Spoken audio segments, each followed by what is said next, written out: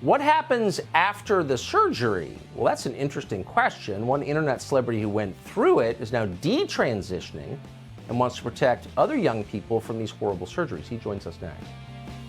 If you're like most people in this country, you wake up each morning eagerly awaiting the news of what you're now required to believe. And one of the main things you're now required to believe is that nature isn't real. It's all fake. It's like a hologram. It's like those gaming glasses you wear. And you're God, so you get to choose your own sex. Obviously, reality is irrelevant. What matters is what you think. So recently, a British internet celebrity called Ollie London took that thinking to its logical conclusion. He identified as a Korean woman. But 6 months later, he's decided he's had enough. Now he's transitioning back to being a British man. We thought we would ask him what that experience was like.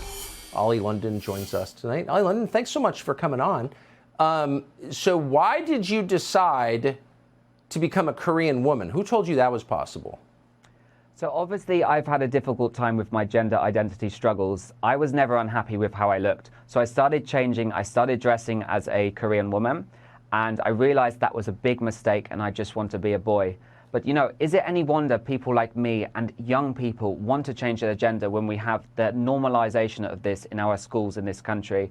Children are taught from a young age, from the age of 5 in some cases, that it's okay to change their gender. It's okay to, wear a skirt. It's okay for a boy to use a gender-neutral toilet when it puts girls at risk. This is the new norm, and schools are teaching about toxic masculinity. They're eroding the alpha male. The alpha straight male has been eroded. You know, Tucker, what happened years ago when kids used to go to school, they used to idolize Superman and astronauts. Now kids are being pushed this radical ideology. They're taught to idolize weak men like Harry Styles, weak politicians like Beto O'Rourke. Why is this happening, And is it any wonder people like me fall victim to this, that I had all this surgery, I tried to change because, I kind of fell victim to this mentality.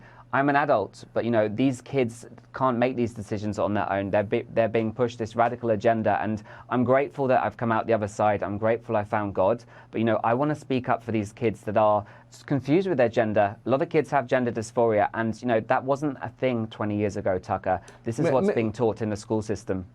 Let me ask you a question, and I'm not mocking you at all. It's a sincere question.